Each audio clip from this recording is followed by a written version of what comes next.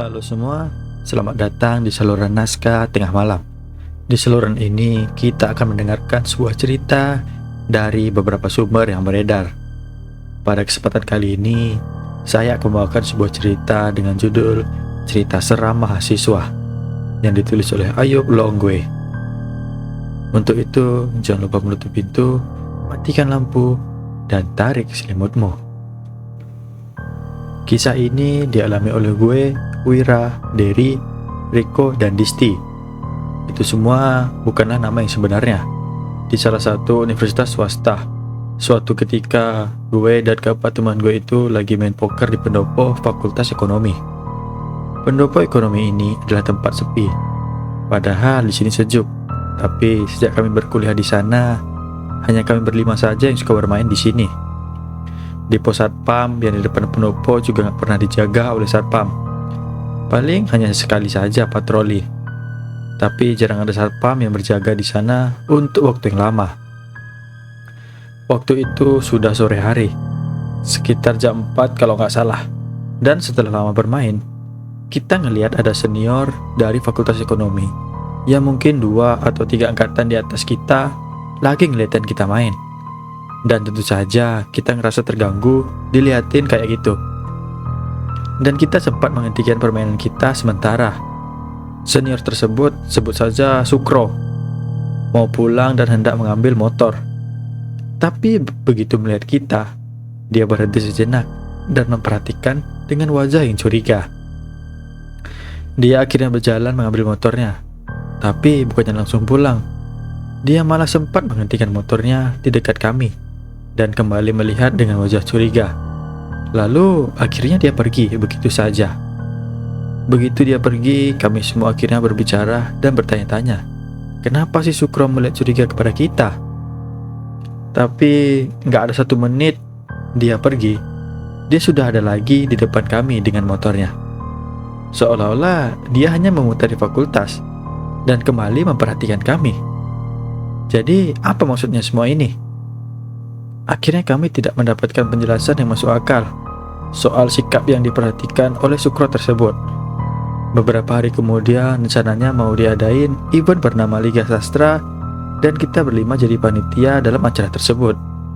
Acara yang bertajuk games dan olahraga. Gue, Wira, Dery, dan Riko kerja buat nyiapin area basket yang bakal dipakai buat acara nanti. Seperti bikin papan ring, ngecat lapangan, dan memasang ring. Pada suatu hari ketika kita lagi mempersiapkan acara itu, waktu itu hari Selasa malam, gue mimpi aneh. Di dalam mimpi gue, kita berempat lagi kampus dan lagi mempersiapkan papan basket tersebut. Ada yang ngecat, ada yang masang papan dengan naik tangga, dan lain-lain. Waktu itu sudah sore hari, dan gak tahu kenapa gue ngelihat ke langit. Di sana gue lihat pemandangan yang membuat gue terpaku terdiam. Mata gue ngelirik ke jendela lantai 4, yaitu salah satu fakultas di kampus itu. Dan gue melihat seorang wanita. Wanita itu berambut panjang dan mengenakan pakaian yang terlihat seperti kaos panjang berwarna coklat lusuh, seperti baju batik. Dan dia berdiri tepat di luar jendela. Tepatnya, dia melayang. Daripada Miss Kunti, dia lebih terlihat seperti seorang mahasiswa bagi gua. Tapi tentu saja horor karena dia melayang dan gua gak bisa ngelihat mukanya. Besoknya hari Rabu, ketika kita semua lagi kumpul dan mempersiapkan Liga Sastra, gua cerita ke Dery. Dery cuma bilang kalau gue ini mimpinya ada-ada aja. Tapi sebelah gua ada Wira dan dia gak komentar apa-apa, tapi cuma diam. Dan akhirnya cerita itu sempat terlupakan untuk beberapa saat. Pada hari Minggunya, Wira ulang tahun, dan kami bermaksud memberikan kejutan kepadanya. Karena kami masih harus mengerjakan tugas kami untuk membuat area basket, kami berencana sampai malam di kampus. Wira yang harus berlatih karate di SMP-nya hanya bisa datang saat sore hari. Jadi ada kesempatan buat kami mempersiapkan kejutan buatnya. Setelah bekerja, gua dan Dery tidur dalam ruangan himpunan yang terletak di pendopo sastra. Kita tiduran sampai jam 7-an lah. Waktu itu saatnya Wira datang ke kampus. Gua dan Dari berpura-pura masih ada di dalam himpunan. Padahal kita berdua lagi bersembunyi di kantin yang terletaknya di depan pendopo sastra. Lampu di kantin di dalam himpunan kita matikan, supaya dia tidak bisa melihat kita. Yang paling bikin repot adalah ketika harus mematikan lampu di dalam himpunan, karena saklar lampunya berada di ujung, jauh dari pintu masuk. Jadi, kalau mau matiin lampunya, kita harus ke dalam, kita harus berjalan ke arah pintu dan itu benar-benar gelap. Gua waktu itu yang matiin lampu, dan Derry nungguin di pintu. Jujur sih, gua merinding pas harus matiin lampunya. Begitu lampu mati, gua langsung lari ke arah pintu dengan bantuan HP sebagai alat penerangan. Kita bermaksud dia masuk ke dalam himpunan yang gelap dan kita kunciin di sana. Jujur saja, gue agak merinding bersembunyi di kantin karena gelap dan hawanya kurang bersahabat. Tapi gue tetap berpura-pura berani. Dan tibalah saat yang ditunggu-tunggu. Wira datang dan berdiri di pendopo. Gue sama Derry ketawa. Cekikikan ngeliat reaksinya Wira. Kita berdua sudah berharap banget Wira masuk. Tapi ternyata kita salah. Wira malah berbalik dan pulang. Ya jelas gua sama Derry kaget, spontan langsung ngejar Wira. Dan syukurlah dia belum pulang. Dia hanya menunggu di musola. Gua sama Derry langsung nyamperin dia dan bertanya, kenapa dia gak masuk ke himpunan? Padahal sudah di SMS kalau gua sama Derry di dalam himpunan. Dan dia hanya terdiam dan bertanya, emangnya lo gak tahu ceritanya? Cerita apaan? Tanya gua dan Derry. Wira terdiam dan dia hanya mengatakan kalau dia nggak akan masuk ke himpunan, makanya dia ke musola. Akhirnya kita ceritain rencana kita dan kita kasih tahu kalau tadi kita ngumpet di kantin. Wira bilang, pantesan tadi dia mendengar suara-suara aneh dari kantin, tapi dia nggak berani ke sana. Gua sama Derry bingung, kenapa nih anak ini jadi penakut itu? Gue maksa dia buat cerita, tapi dia tetap nggak mau cerita. Dia bilang cerita itu nggak boleh diceritain di area kampus. Akhirnya kita mutusin untuk pergi dari kampus ke suatu tempat untuk makan dan ngerayain ulang tahun Wira, sekalian nungguin Riko dan Disti yang lagi pergi beli kue. Akhirnya Riko dan Disti datang. Gua sudah nggak sabar dengar ceritanya Wira. Awalnya sih Wira nggak mau cerita, tapi setelah dipaksa, dia mau cerita juga. Nah, jadi begini ceritanya. Waktu itu sudah malam banget. Di lantai 4 Fakultas Ekonomi, ada 4 atau 5 mahasiswa dari Fakultas Teknik yang sedang mabuk-mabukan sambil judi kartu. Dan saat itu, ada salah satu mahasiswa Fakultas Sastra yang baru saja mau pulang. Mungkin karena pengaruh nafsu dan minuman keras, kabarnya mahasiswa sastra tersebut diruda paksa dan dibunuh oleh mahasiswa-mahasiswa teknik tersebut. Gua sendiri tidak bisa memastikan kebenaran dari cerita ini, tapi kabarnya dulu sempat masuk koran. Itu sih kata Wira. Gua sendiri nggak tahu sama sekali soal cerita itu. Konon cerita itu disembunyikan untuk menjaga reputasi kampus, dan para mahasiswa angkatan di atas yang tahu soal cerita itu dilarang menceritakan kepada siapapun, terutama di area kampus. Itu sudah menjadi hal yang tabu bagi angkatan atas. Wira sendiri tahu cerita tersebut dari kakaknya.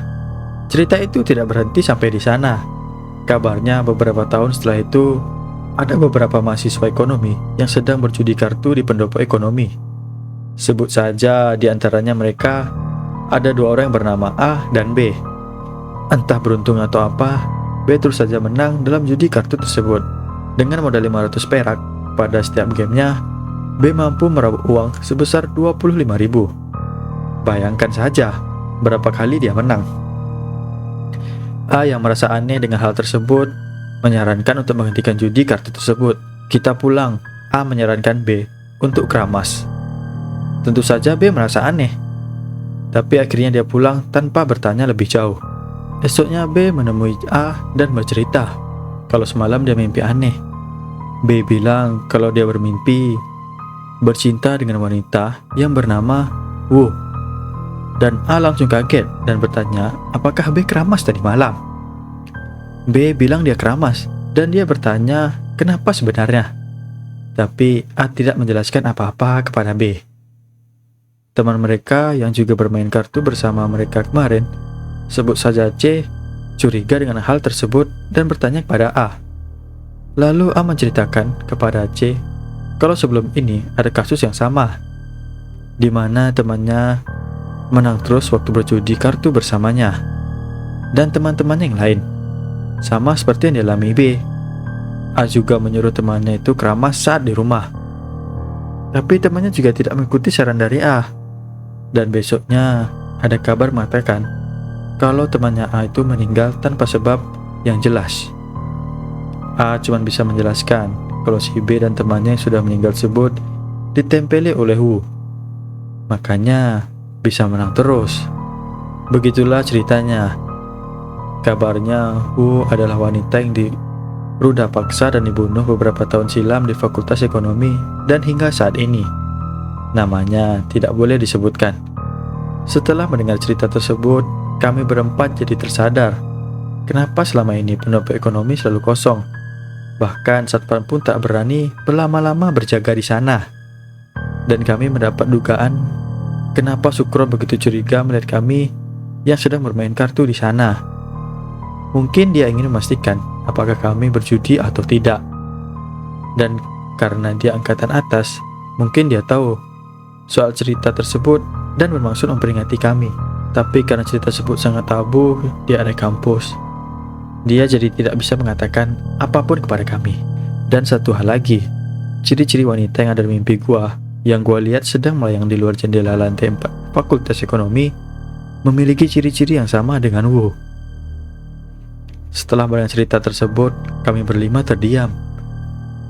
Tidak ada yang bisa membuktikan secara pasti apakah semua itu hanyalah bualan atau kenyataan.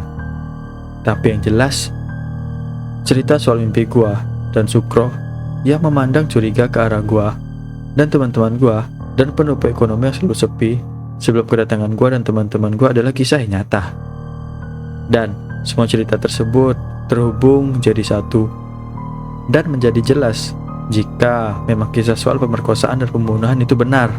Setelah sampai di rumah, gue langsung cerita ke nyokap dan kakak gue. Gue takut, jelas, merinding dengan ceritanya. Apalagi gue sempat mimpiin nyokap dan kakak gue bilang hal kayak gitu memang hampir selalu ada di setiap kampus. Percaya atau enggak, tapi sebaiknya kita nggak usah ngelawan amanat yang sudah ada. Dan gue mutusin buat mandi dan keramas malam itu. Tentu saja gue nggak bisa keramas dengan tenang. Setiap gue merem, gue langsung kebayang cerita dan mimpi gue. Dan entah apakah mitos itu benar atau enggak. Mungkin karena gue keramas, atau memang nggak ngaruh apa-apa. Yang jelas gue masih hidup sampai saat ini. Begitupun dengan teman-teman gue yang lain yang juga langsung keramas setelah sampai rumah. Baiklah, itulah tadi sebuah cerita tentang cerita seram mahasiswa. Terima kasih telah mendengarkan cerita di Naskah Tengah Malam. Sampai jumpa di episode selanjutnya.